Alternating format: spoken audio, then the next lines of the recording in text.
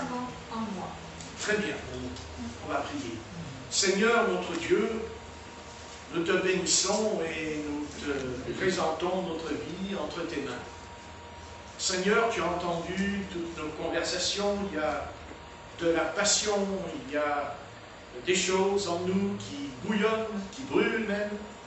Et c'est pour ça que nous avons besoin de ton esprit afin de tempérer nos propos, afin que nous ne soyons pas excessifs, ni dans l'un ni dans l'autre, mais que nous trouvions, Seigneur, l'équilibre, car c'est vrai que Satan poursuit un but, c'est de nous déséquilibrer.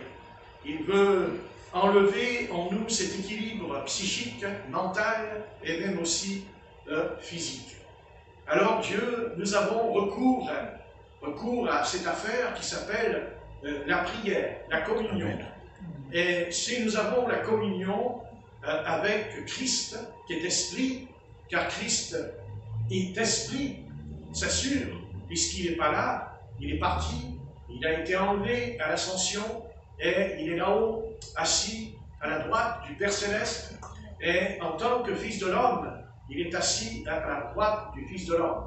Mais quand il reviendra en tant que le grand Yahvé, le Tout-Puissant, car c'est écrit dans l'Apocalypse, « Je suis l'alpha et l'oméga, le commencement et la fin, le Dieu Tout-Puissant. » Nous te remercions, Dieu, parce que c'est vrai que nous sommes dans un temps, c'est un temps. Mais nous ne devons pas être surpris, puisque tu nous en as parlé dans la parole, dans Matthieu chapitre 24.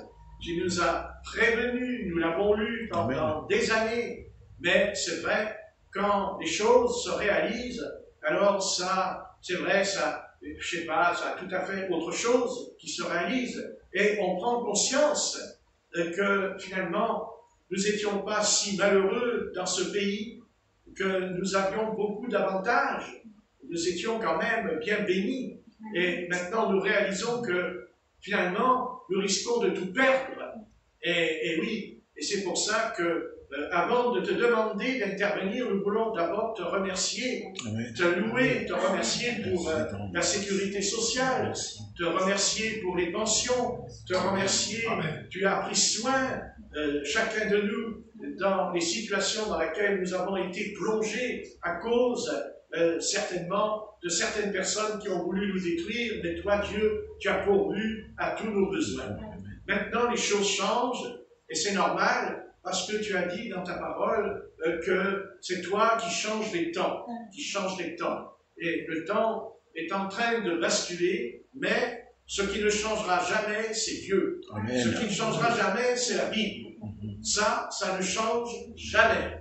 Et c'est pour cela que nous sommes affermis par la Bible, car le secours vient d'en haut, le secours vient de l'Éternel, et nous avons recours, Seigneur, voilà, nous avons notre corps qui est fragile, notre corps qui peut tomber malade, il peut attraper la grippe, il peut attraper le rhume, il peut attraper des maladies plus opiniâtres, mais que nous importe, notre esprit ne peut pas être atteint parce que quand on prie, notre esprit est en communion avec Jésus-Christ. Jésus-Christ, voilà, nous avons la paix, la joie, parce que nous avons communion avec Jésus-Christ, qui est notre Père Céleste. Amen. Il est le Père Céleste, car c'est écrit, celui qui a vu le Fils a vu le Père. Bien, maintenant, ce petit passage que je vais lire, que nous avons, voilà, je prie, Seigneur, pour que on comprenne quelque chose dont l'apôtre Paul va essayer de faire comprendre que, Seigneur, nous sommes libres. Libres et libres. Mais je ne fais pas de ma liberté un prétexte pour vivre selon la chair, dit l'apôtre. Bien sûr, être libre, ça ne veut pas dire faire n'importe quoi. Ça ne veut pas dire n'importe quoi. Mais nous sommes libres. Amen. Et nous proclamons la liberté dont Paul a dit lui-même, personne ne seront esclaves d'aucun homme, dit l'apôtre. Et l'apôtre, Paul a dit aussi, qu'il ne s'est pas laissé faire, qu'il y avait des frères qui s'introduisaient dans les maisons, dans les églises, et qui voulaient rendre esclaves les chrétiens par toutes sortes de dogmes, de credos, et tout cela, et des sectes. Et Paul a combattu les faux frères. Oh Dieu, nous combattons tout esprit totalitaire. Amen. Nous combattons tout esprit de dictature. Amen. Nous combattons tout esprit qui rendrait l'homme esclave, qui rendrait l'homme prisonnier. Et Père, nous ne sommes pas prisonniers des hommes, mais nous sommes prisonniers de Jésus-Christ. Éphésiens chapitre 1. Alléluia. Alléluia. Paul dira, moi, Paul, prisonnier de Jésus-Christ. Alléluia. Alléluia. Merci Seigneur. Tu bénis chacun de nous. Voilà, nous te remettons, c'est vrai, nous te remettons toutes ces familles. Je pense à tous ces pauvres petits, tous ces petits-enfants, ces petites filles. Oh Dieu, que c'est grave, car ils sont fragiles et dans leur cœur, ils ne comprennent pas pourquoi on veut leur mettre une aiguille dans le bras. Ils ne comprennent pas, c'est des petits. Et tout cela, Seigneur, doit s'arrêter maintenant. Et nous prions par l'autorité de ton nom, au nom de Jésus-Christ, de renvoyer, de déboîter, de renverser tous ceux qui font le mal contre l'humanité des hommes. Merci Seigneur, au nom de Jésus-Christ, nous t'adressons cette prière ensemble. Au nom de Jésus-Christ, nous chassons d'abord l'ennemi, Satan, mais en même temps, Seigneur, tu mets un terme au nom du Christ. Tu mets un terme. Je te prie, Dieu, oh Dieu, arrête-le maintenant. Oh Dieu, arrête-le s'il te plaît. Amen. Amen. Gloire à Dieu. Donc, dans l'Épître aux Colossiens, vous avez remarqué cette petite phrase. Ah. Je n'ai pas mis les affaires. Donc, dans l'Épître aux Colossiens, nous avons dans le chapitre 1 et verset 29, l'apôtre Paul qui a dit « C'est à quoi je travaille en combattant avec sa force qui agit puissamment en moi. » Donc, l'apôtre Paul nous dit qu'il a une force. Il nous dit que cette force ne vient pas de lui, qu'elle vient du Seigneur. Hein? Il faut arriver à le comprendre. Hein? Il dit que, en combattant, non pas avec sa force à lui, mais il parle de la force du Christ. Mais c'est pas parce qu'il a la force du Seigneur en lui, mais il dit quand même, il dit, c'est à quoi je travaille. Je travaille. Ça, ce n'est pas le Seigneur qui travaille, c'est lui. C'est lui qui travaille, c'est lui qui décide, c'est sa propre volonté ici qui fonctionne dans l'apôtre Paul. Mais il y a aussi la force divine. C'est vrai qu'il y a le Seigneur qui l'accompagne, qui l'aide, mais le Seigneur va l'aider parce que c'est lui qui travaille, parce que c'est lui qui fait les choses. Et nous aussi, il ne faut pas croire comme ça que le Seigneur a tout fait en nous, mais ce n'est pas vrai. Nous avons notre part de responsabilité, nous avons des devoirs à remplir, et c'est à nous, et Dieu ne viendra pas. Il ne viendra pas sur notre terrain. Il nous observe, il nous écoute, et il voit si au fond de nous, nous sommes comme l'apôtre Paul, je travaille. De quel travail voulait-il parler? Du salut des pécheurs. Il travaillait pour le salut des pécheurs. Il travaillait aussi pour l'édification de l'Église, pour le corps de Christ. Et ce n'est pas le Seigneur qui travaille, c'est l'apôtre Paul qui travaille. Et au moment où il travaille, parce qu'il a pris la décision lui-même de le faire, alors il recevra la force du Seigneur pour l'aider. Mais tant que lui, il ne commence pas, tant que lui, il ne fait pas lui l'effort, lui, le Seigneur ne viendra pas l'aider. Et ce qui se passe aujourd'hui, c'est que Dieu attend de nous notre part. Amen. Dieu attend, voilà, Dieu attend. Si on dit on ne veut pas de ce vaccin, Dieu dira je suis d'accord.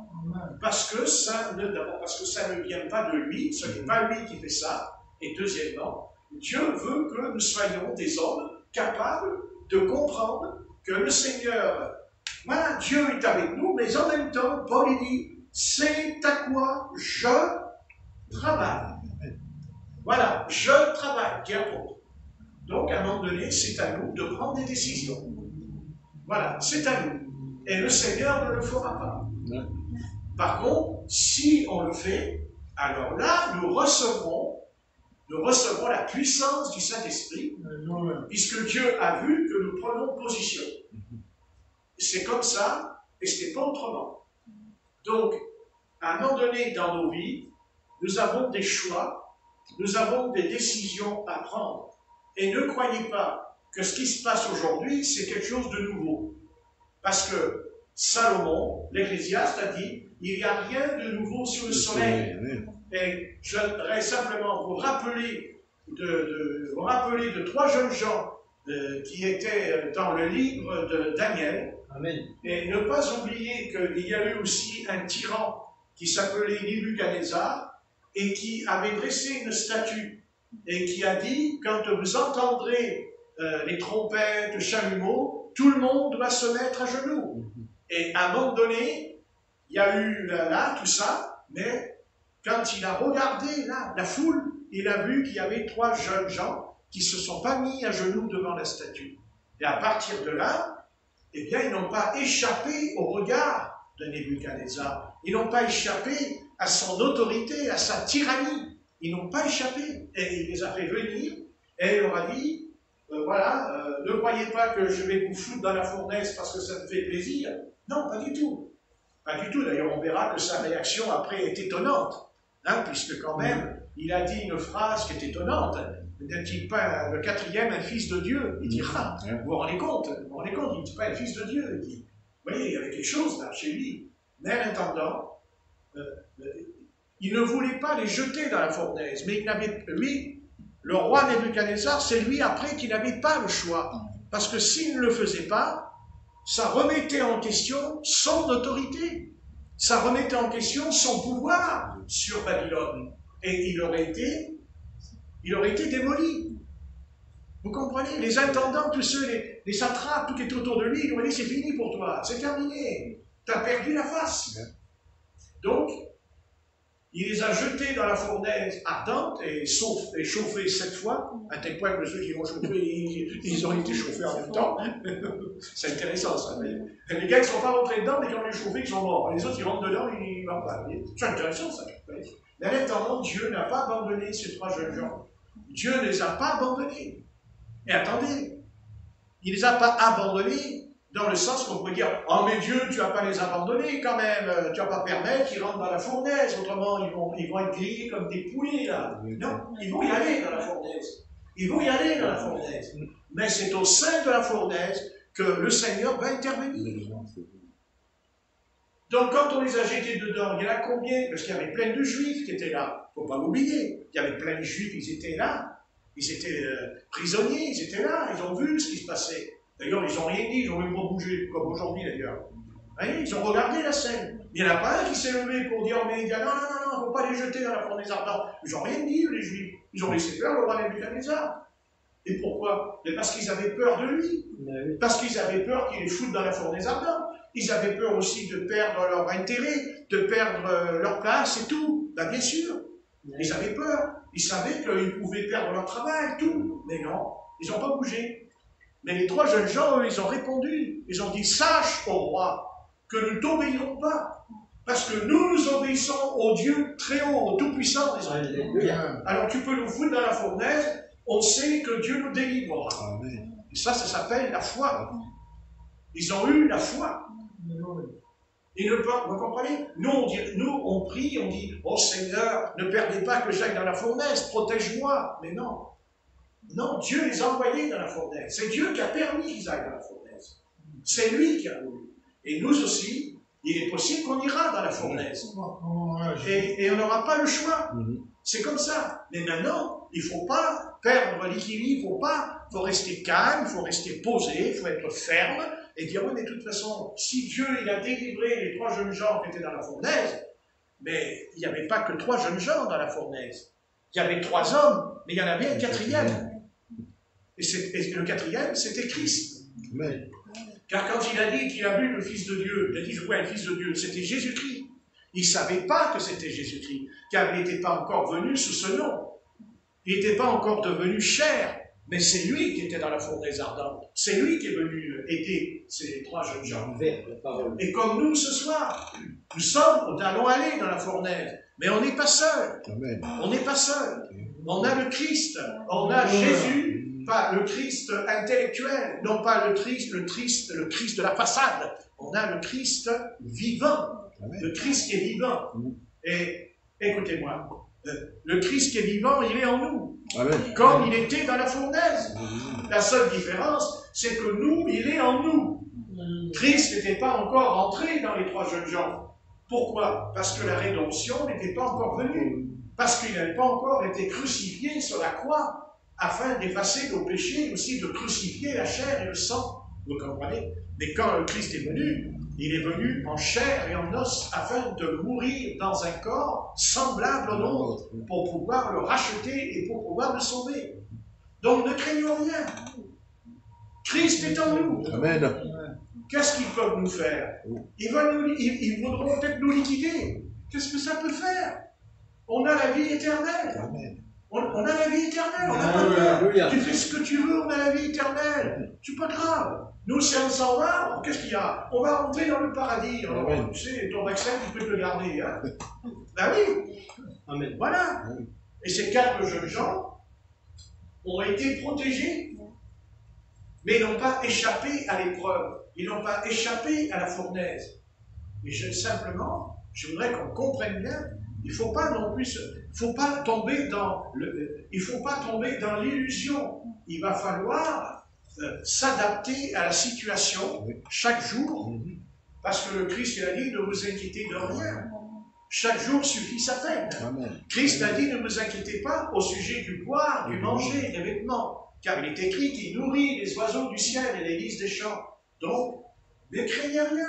Il a même dit ne vous inquiétez pas même quand vous irez au tribunal. C'est pas vous qui parlerez, il a dit. C'est mon Père qui parlera à votre place.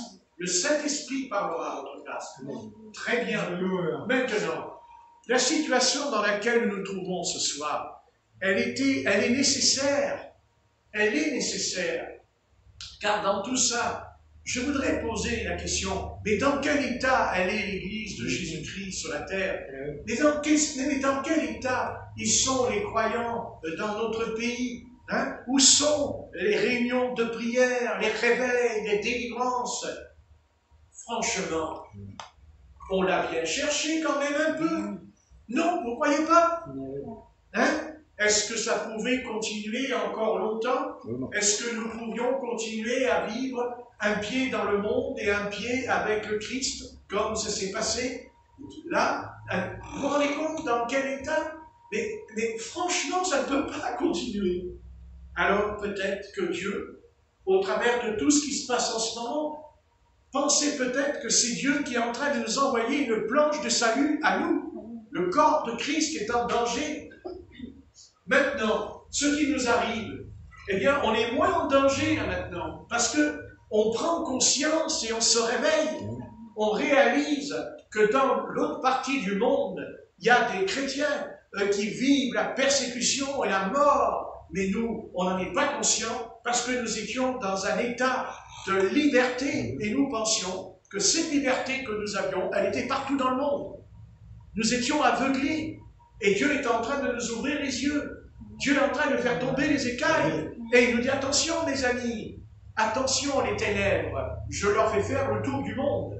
Et vous avez remarqué une chose étonnante, c'est quand même bizarre qu'il y a cette puissance, cet esprit de dictature qui vient sur notre pays, et voilà que là-bas, impressionné, ne vous laissez pas, ne vous laissez pas. Voilà. Par contre, vous devez être soumis aux autorités quand il s'agit du bien et du mal. Évidemment, si on fait quelque chose de mal, eh bien, si on est puni, c'est qu'on le mérite. Ça, voilà, ça, c'est pas pareil. Mais maintenant qu'on nous force à faire quelque chose qui n'a rien à voir avec la loi, quelque chose qui n'a... quelque chose qui n'a pas de rapport avec le jugement et la punition. C'est pas possible. Voilà, c'est pas pareil. Alors, chacun d'entre vous, vous ferez. Moi, je ne suis pas là, d'abord, je ne suis pas là pour vous dire ce que vous devez faire ou pas faire. Si vous le prenez, le vaccin, ça ne change rien pour moi. Vous êtes mon frère, vous êtes ma soeur. Moi, je n'ai pas à vous dire, ouais, tu as pris le vaccin, c'est pas l'Esprit de Dieu, tout ça. Qui je suis, moi, pour parler comme ça? Je n'ai pas le droit. S'il y en a un qui dit, mais moi, je veux me faire vacciner, ben, mais tu as le droit de te faire vacciner, tu as le droit. Pourquoi tu n'aurais pas le droit? Pourquoi tu n'as pas le droit? Tu as le droit, tu es libre. Et moi, je suis libre aussi. Et moi, si je veux pas, tu n'as pas à me dire que je vais te contaminer, ceci, cela. Tu n'as pas le droit. Parce qu'à ce moment-là, je vais vous dire, pendant des années, on a dû en contaminer des gens avec la grippe. Hein? On en a contaminé combien des gens avec l'angine? Non? Ah ben alors, on n'a pas fait autant d'histoire. On n'a pas mis un masque, on ne sait pas... Non mais arrêtez un peu 2 minutes là. Non mais qu'est-ce qui se passe là? Hein? Parce que peut-être que la grippe, c'était pas grave la grippe, hein? Tiens, c'était très grave la grippe. Elle était mortelle. Et on fait toute une histoire. Qu'est-ce que c'est cette affaire maintenant? Voilà, des virus, il y en a toujours eu, il y en aura. Et pour les combattre, eh bien, laissons la nature. Laissons la nature. Dieu nous a créés, il y a des choses en nous, Dieu. C'est tout. Dieu, il sait ce qu'il y a en nous. Et Dieu peut susciter un corps d'un coup qui combat. Ben oui. Pourquoi les fois on a la fièvre, elle s'en va d'un coup? Parce que c'est votre corps qui refuse. Bien sûr. Quand vous avez 38, par exemple, vous dites, ah, j'ai 38, j'ai la fièvre, je suis infecté. Mais en vérité, c'est bien que vous ayez 38, parce que ça veut dire que votre corps, il réagit, il combat le virus. Oui. Eh bien oui. Et si vous avez un virus ou une bactérie et que vous n'avez pas la fièvre, là vous êtes en danger. Parce que ça veut dire que votre corps ne se défend pas. Il ne réagit pas. Voilà. Eh oui, c'est ça, c'est important. Si vous avez 38, n'ayez pas peur. J'ai 38, mais c'est très bien, ça veut dire que mon corps, il dit non, non, non, non, non. Maintenant, peut-être qu'il a besoin d'un médicament pour l'aider, parce que nous sommes faibles physiquement. Alors c'est vrai qu'on peut lui donner un médicament, du paracétamol par exemple, la fièvre elle tombe. Ça n'a rien à voir avec un vaccin. Un vaccin, c'est autre chose. C'est pas pareil. Voilà. Et puis si on prend un médicament, on le prend, c'est notre propre volonté. C'est ma volonté. C'est moi qui ouvre la boîte, c'est moi qui prends le cachet, c'est moi qui prends un verre d'eau, c'est moi qui le mets dans la bouche, c'est ma volonté. Mais quand on m'enfonce une aiguille là comme ça, c'est pas ma volonté. Là, c'est plus ma volonté.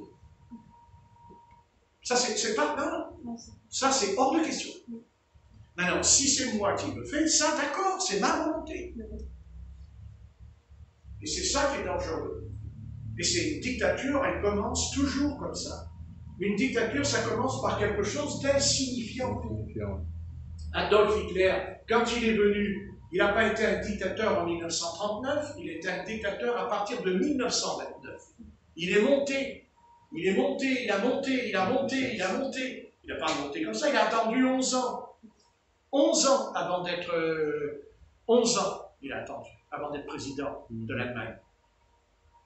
Et il a même été en prison. Et pourtant, s'il n'avait pas été en prison, il n'aurait pas écrit Mein Kampf. Car c'est en prison qu'il a écrit Mein Kampf. C'est en prison qu'il a fait son livre. Vous voyez? Il n'y a pas de problème. Ces gens-là sont dangereux. Ces gens-là sont particuliers. Ils ont un esprit pas comme le nôtre. Ce sont des tyrans. Ils ont un esprit de tyrannie en eux. Ils veulent dominer. Ils veulent écraser, ils veulent qu'on fasse ce qu'ils ont décidé. Autrement, ils sont capables de t'ôter la vie parce que tu n'es pas d'accord avec eux. Et bien, nous aussi, on n'est pas d'accord. La seule différence, c'est que nous, on ne va pas t'ôter la vie. On laissera faire le Tout-Puissant t'ôter la vie. Comme il a fait pour Belshazzar.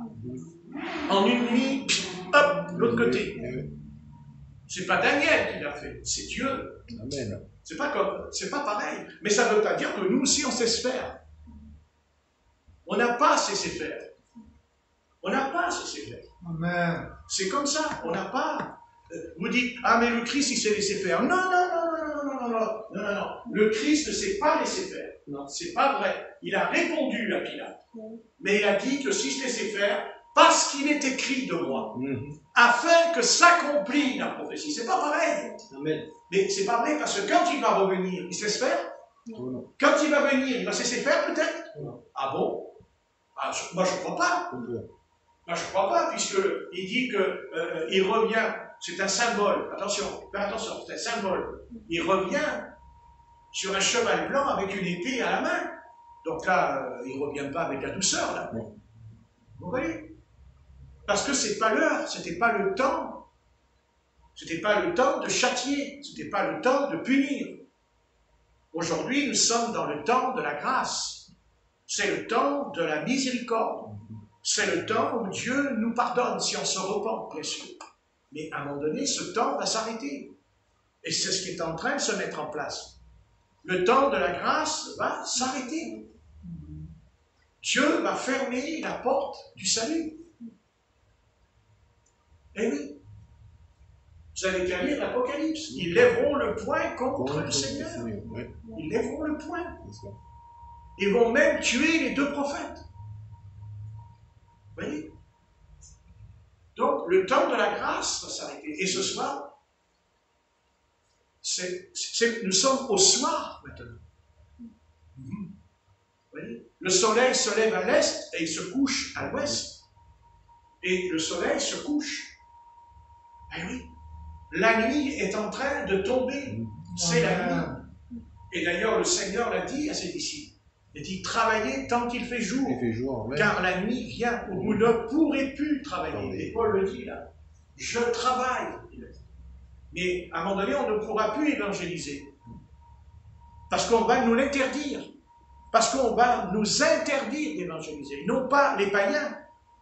Justement, c'est ça le drame. C'est que c'est du côté de la religion qu'on va nous interdire. C'est les religieux qui vont nous faire la guerre. C'est les religieux qui vont vouloir nous détruire. C'est pas le monde. Le monde, lui, il s'occupe avec son virus. Mais demain, ce sera autre chose qui va venir. C'est la religion. Parce qu'ils vont considérer que pour sauver l'humanité, ce soir, tôt ou tard, ils vont se tourner vers la religion. Parce qu'ils n'auront pas d'autre solution. Ils feront appel à la religion. Et ils feront appel à un homme. Et cet homme, il est sur le trône. Il est sur le trône. Il est sur le trône, c'est-à-dire le pape. Quand je dis le pape, je ne désigne pas le pape d'aujourd'hui. Je désigne le pape de tous les papes qui sont venus, qui est un esprit antichrist. Bien sûr, il est là. Il a toujours été là. Pas l'homme, mais l'esprit. L'apôtre Jean dit, il est au milieu de nous. L'esprit de l'antichrist, il ne dit pas, il est dans le monde. Il dit, il est au milieu des chrétiens. Ah bon? Lisez la première épître de Jean. Ils sont sortis du milieu de nous, dit la parole.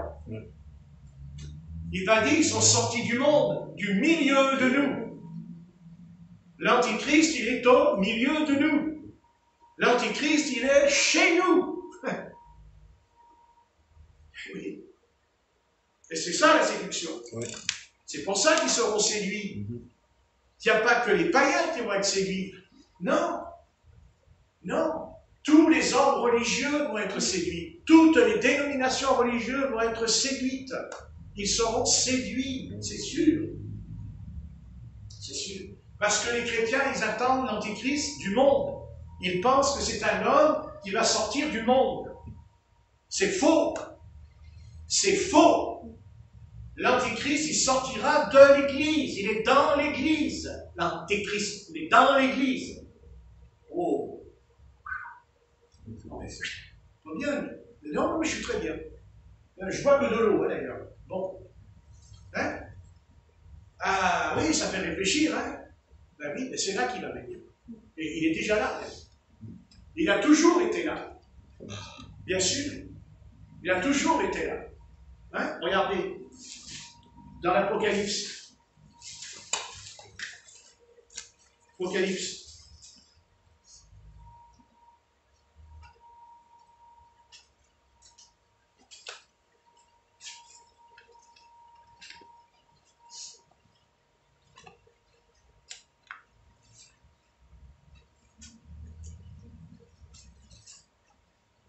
Chapitre 6, verset 1. Apocalypse 6, verset 1. L'Antichrist, il a toujours été là, il est sur la terre. Pas d'aujourd'hui, il n'est pas sur la terre, il n'est pas sur la terre maintenant, il a toujours été sur la terre. Il est venu quand l'Église est venue. L'Antichrist, il est venu en ressemblant il est venu en ressemblant à l'Église primitive. Ça marche par deux. Caïn et Abel. Par deux. Ésaü, Jacob, livrer le blé, c'est par deux. Et quand l'Église est venue sur la terre, quand l'Église, elle est née sur la terre à la Pentecôte, à Jérusalem, elle est née à Jérusalem, l'Église. Le Saint-Esprit descend à l'Église, elle est née. Je bâtirai mon Église. Et Satan, lui aussi, il bâtit son Église à côté. Puisque déjà, il y a les faux frères qui s'étaient déjà introduits dans l'Église du temps de l'apôtre Paul. Et même l'apôtre Paul, il va plus loin. Il dit, je sais, après mon départ, il a dit, il y a des loups cruels qui n'épargneront pas le troupeau. C'est pas le monde des loups cruels. Non.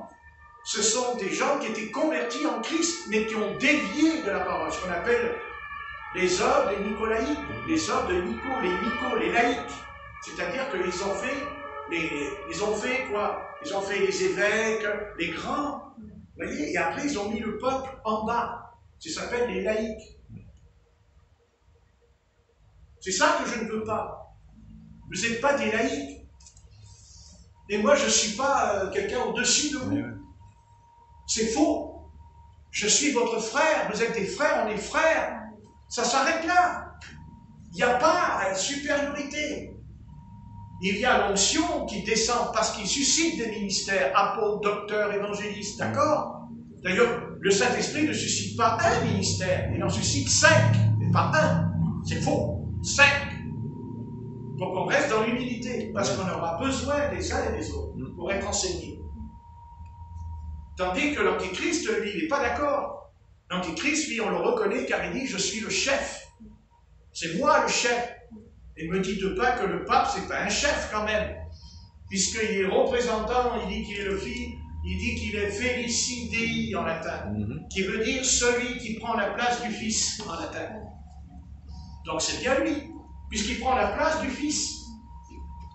Qui prend la place du fils? À Satan. Donc l'Antéchrist, il est venu. Quand il est venu? Eh bien, Apocalypse, chapitre 6, verset 1, il dit « Je regardais quand l'agneau ouvrit un des 7 sceaux, et j'entendis l'un des 4 êtres vivants qui disait comme une voix de tonnerre, viens. Je regardais, verset 2, et voici parut un cheval blanc, celui qui le montait avait un arc, une couronne lui fut donnée, et ils partirent en vainqueur et pour vaincre. Le voilà l'Antéchrist, il est là. Voyez? Quand il vient, il a aussi un cheval blanc. Il monte sur un cheval blanc. Et Jésus, quand il vient dans Apocalypse 19, il est dit qu'il est monté sur un cheval blanc.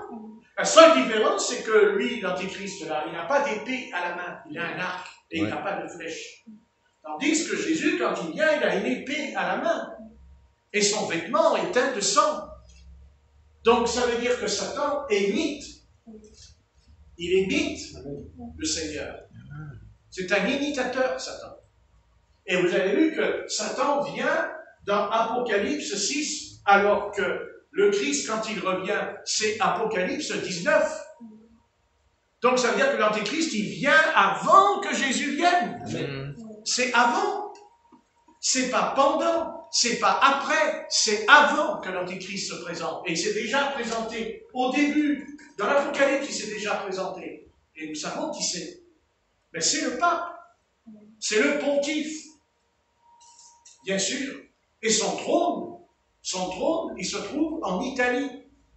Et même, il a un État qui s'appelle le Vatican. C'est un État, c'est un pays qui fait d'ailleurs 44 hectares de superficie. C'est le plus petit État du monde. Il est plus petit que l'État d'Israël. Mais c'est l'État le plus puissant qu'il y a au monde. Car tous les hommes qui dirigent la planète, ils doivent d'abord passer par lui. Si Et ne croyez pas que cette histoire de vaccin, elle n'est pas au courant, l'autre. C'est pas vrai. C'est pas vrai. Mais c'est sûr qu'il y a eu toutes les discussions. Tout, c'est certain. Il n'y a pas de doute. J'en suis sûr. Parce que c'est une église qui s'appelle la grande prostituée dans Apocalypse 19. Et elle a toujours fait des compromis. D'abord, une prostituée, qu'est-ce qu'elle fait, la prostituée? Elle fait quoi, la prostituée? Elle ne se marie pas, la prostituée. Non. Elle fait quoi? Elle a des amants. Elle vit dans l'adultère, elle vit dans l'impureté. Elle couche avec tous ceux qui veulent coucher avec elle. C'est la prostituée. Et que ça nous plaise ou pas, j'en ai rien à faire.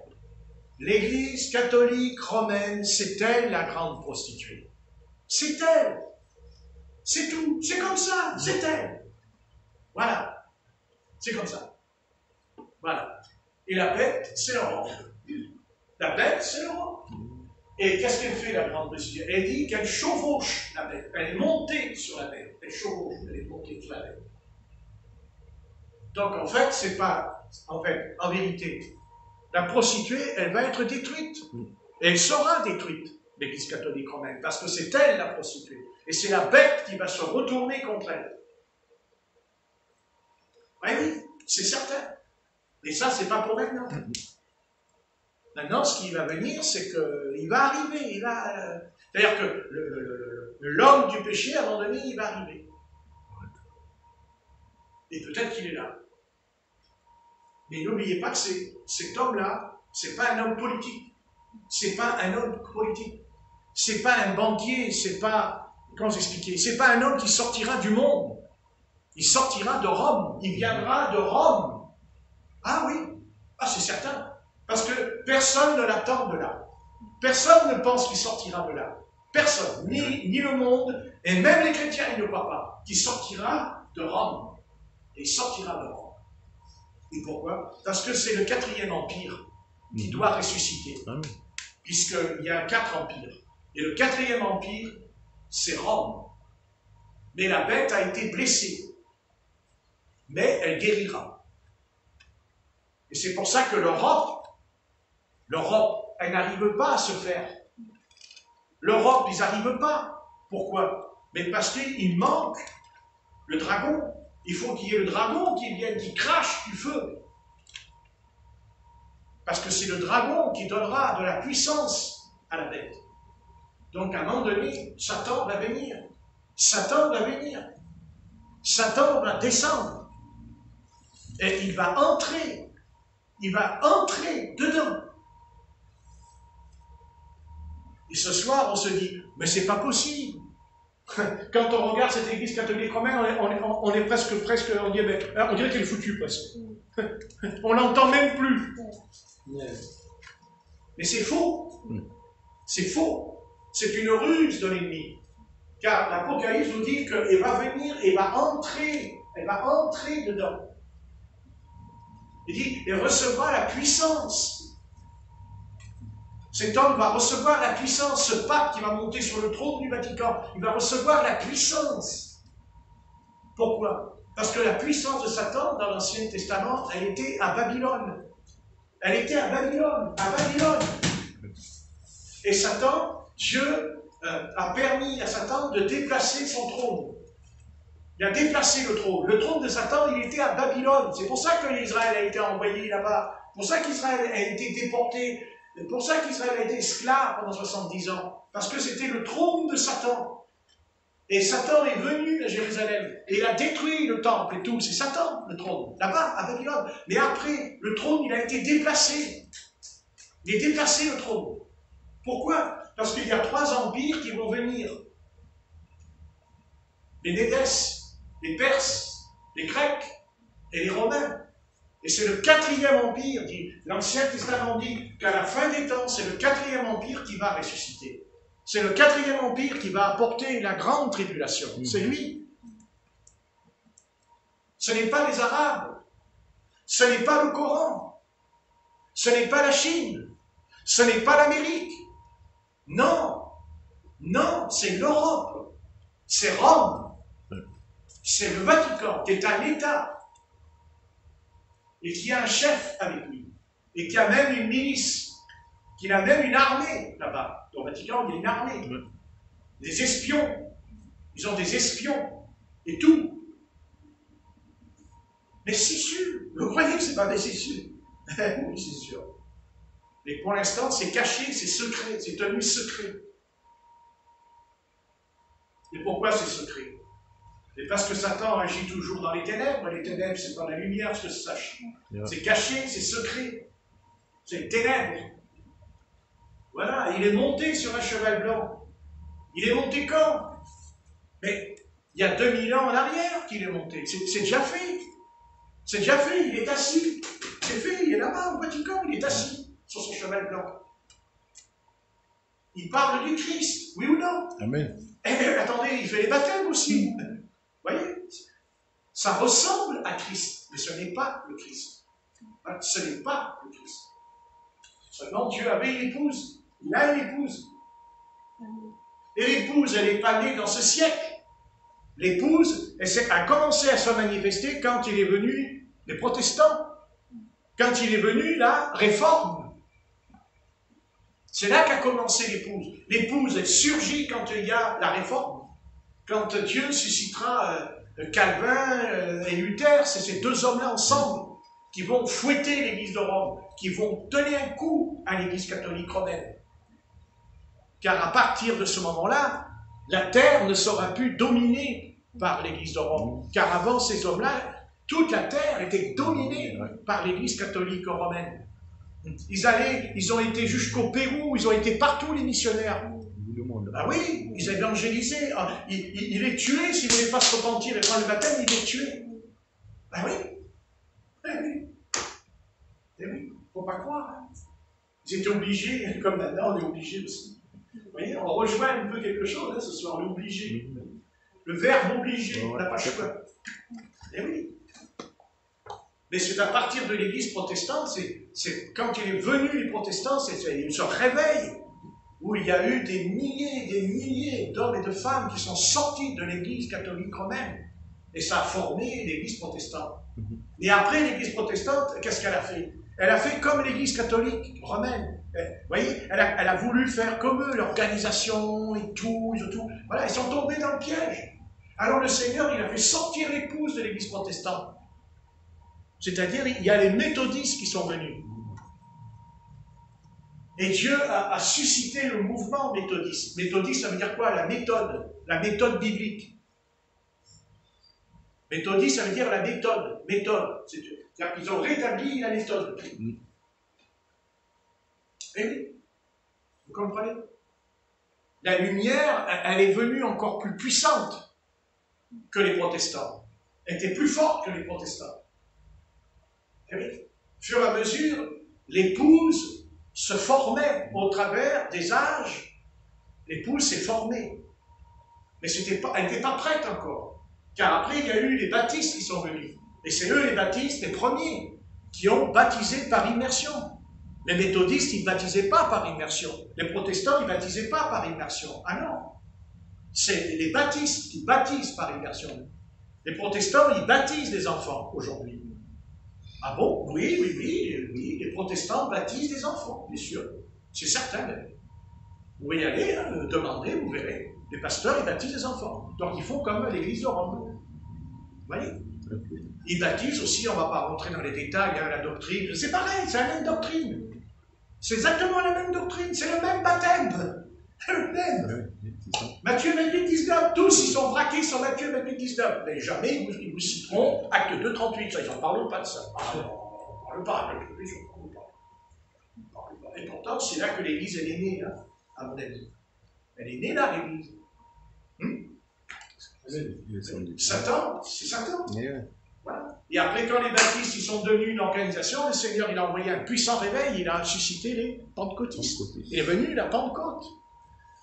En 1901, il y a eu la Pentecôte aux États-Unis. Il y a eu 100 ou 120 élèves dans une école biblique. D'ailleurs, c'était un Africain qui était le grand pasteur africain qui a dirigé cette église. Et c'est lui, avec ses étudiants, ils ont prié pendant 1 mois, jour et nuit, pour qu'ils reçoivent le baptême du Saint-Esprit comme dans la Bible. Et le Saint-Esprit est descendu à Wall Street, il est descendu dans la ville de Wall Street, Il y a eu la puissance de Dieu qui est descendue, alors ça s'est répandu dans tous les États-Unis, le réveil. Il y a eu le réveil dans tous les États-Unis. Et après, il y a eu les évangélistes qui sont venus. Osborne, Tony Hicks, Allen, William Branham. C'était un temps, dans les années 1950, il y a eu ce grand réveil de guérison, de délivrance. Mais après, quand ils sont morts, on en est où là? Non. Vous voyez, c'est stop. C'est stop, pourquoi? Parce que l'Antichrist, il est de plus en plus puissant, l'Antichrist. De plus en plus puissant. Eh oui. Mais l'épouse, elle est là.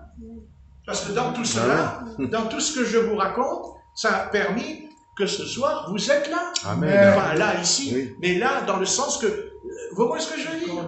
Voilà. C'est-à-dire que nous, Dieu, au travers d'eux, Dieu nous a ramenés au début de l'Église primitive, puisqu'on est baptisé au nom du Seigneur Jésus-Christ comme les apôtres. Mais ça a pris du temps, ça a pris 2000 ans. Ça a pris 2000 ans. Mais pour Dieu, 2000 ans, c'est 2 jours. Un arbre. Dieu leur a parlé par rapport à ce qu'ils connaissaient en eux. C'était l'astrologie. Donc Dieu a permis, il a dit l'étoile. Alors, comme ils étudiaient les astres, ils ont dit, qu'est-ce qu'elle a cette étoile? Elle reste pas sur place. Elle se déplace. Alors, ils ont suivi. Ils ont suivi. Ils ont eu raison. Ils ne se sont pas trompés en le suivant. Oui, tout à fait. Ils ne se sont pas égarés en le suivant. Parce que les a conduits vers Jésus. C'était encore un petit bébé. Mais bébé ou pas, il leur a apporté quand même des trésors et de l'or. Et ils se sont mis à genoux devant lui. Parce que c'était le roi des rois. Eux, ils l'ont su que c'était le roi des rois. Puisqu'ils ont été voir Hérode. Il dit, nous avons vu son étoile en Orient. Il dit, dans quel endroit doit naître le Messie? Ils ont dit, mais où il naît le Messie? Hérode, il ne savait même pas où. Les sacrificateurs, ils ne savaient même pas où. Vous lirez dans Matthieu, ils ont été chercher les livres. Ah, il est écrit, toi, Bethléem, terre de Juda. Alors, mais eux, quand ils l'ont lu, les Juifs, ils n'ont pas été avec les rois, pas les mages, pas des rois. Ils n'ont pas été avec les mages. Ils n'ont pas été. Ben, ils auraient pu y aller, hein, vous voyez pas. C'était le peuple juif. Ils n'ont pas été voir le roi des rois. Ils n'ont pas attendu qu'il ait 30 ans pour le mépriser. Ils l'ont déjà méprisé quand il était tout petit bébé, ils n'ont pas été le voir. Ils auraient pu se poser la question quand même, non? Vous voyez pas? Non, mais attendez, ils ont traversé le désert, les gars, pour voir Jésus, et eux, Jésus, il est né sur leur territoire, ils ne vont pas le voir. La couche, elle est grosse, la couche aveugle. Et la couche, elle est longue, elle est épaisse, la couche.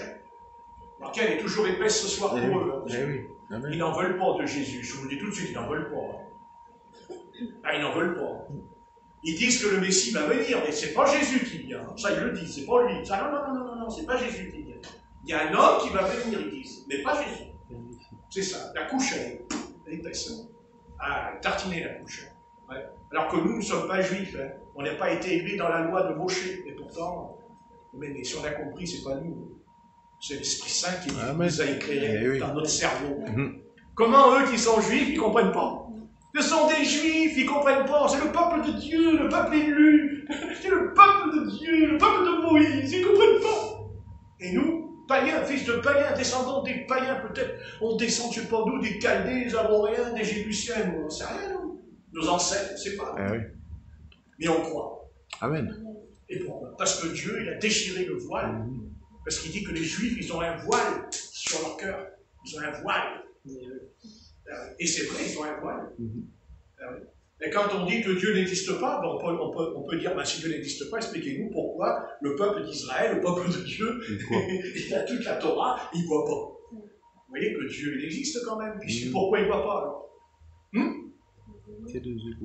Mais il parle de Dieu quand même. Je n'ai pas dit qu'il ne parle pas de l'éternel. Vous allez sur Internet, là, il y a des vidéos, il y a des rabbins qui parlent. Mais ils ne parlent pas de Jésus, les rabbins. Ils ne disent pas Jésus, c'est le Fils de Dieu. Alors qu'il est dit, celui qui ne confesse pas le Fils, c'est un antichrist, le Fils. Il dit, celui qui n'apporte pas le Fils venu en chair, dit l'apôtre Jean, en chair, est un antichrist.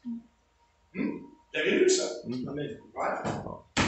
Oula, 6 heures. Avant, on sortait à 6 heures du travail. Bon, ben voilà, on arrête. 6 heures. Allez. Amen. Amen. Seigneur notre Père, quelle grâce et quel privilège Parce que malgré tout ce qui se passe, toutes ces épreuves, tout ce qui va se passer, mais Seigneur, nous pouvons te remercier car tu nous as sauvés. Amen. Parce que tu nous as éclairés. Et ce n'est pas par nous, parce que c'est une intervention surnaturelle de ta grâce, et même, je dirais, de prédestination.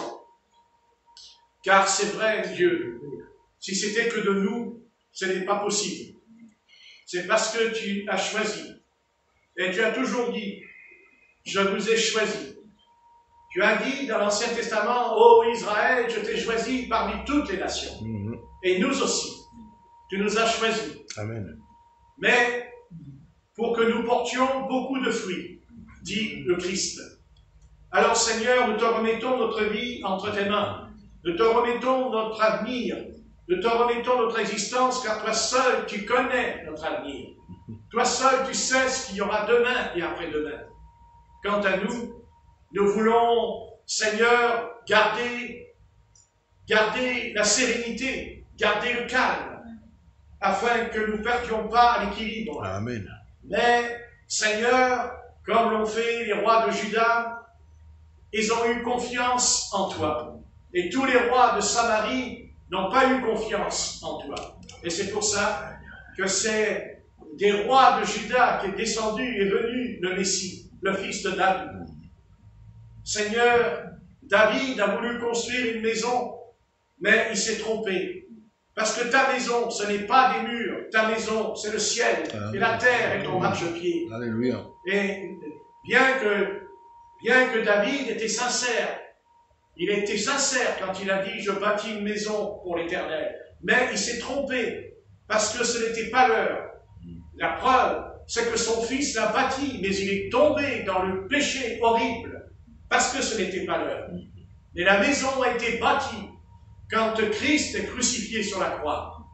Cette maison, elle n'est pas terrestre, elle est dans le ciel, la nouvelle Jérusalem. Amen. Alléluia. Alléluia. La nouvelle Jérusalem. Gloire à ton nom. Gloire à ton nom, Seigneur. Merci Jésus. Merci, Et qui c'est la nouvelle Jérusalem?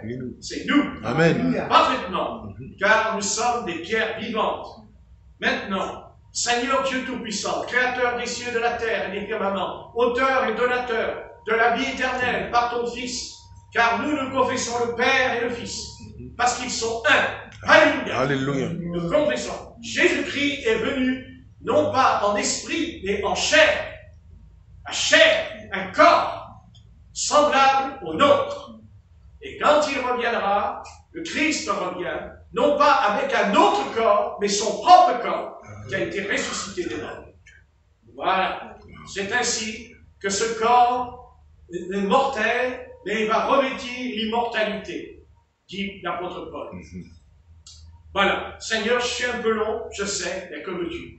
Voilà, qu'est-ce que tu veux? J'étais long à 30 ans et je suis long à 68 ans. Alors, peut-être que je serai moins long quand j'en aurai 80. Mais, toi seul, tu sais, si j'irai jusqu'à 80. Mais j'espère que non, que tu seras revenu nous enlever avant. Amen. Parce qu'on en a soupé. Amen. Voilà. Mais si on reste, c'est pour que tu sauves ceux qui sont perdus. Amen. Donc que tu sauves aussi les chrétiens qui ont abandonné le combat. Les chrétiens qui ont rétrogradé. Nous te prions de les ramener Amen. à la raison. De les ramener au nom de Jésus-Christ. Alléluia. Alléluia. Non pas de les ramener dans une église avec un nom ou un titre, mais de les ramener dans le corps de Christ, le corps invisible de Jésus-Christ. Parce que le corps de Christ est invisible. Voilà, c'est tout.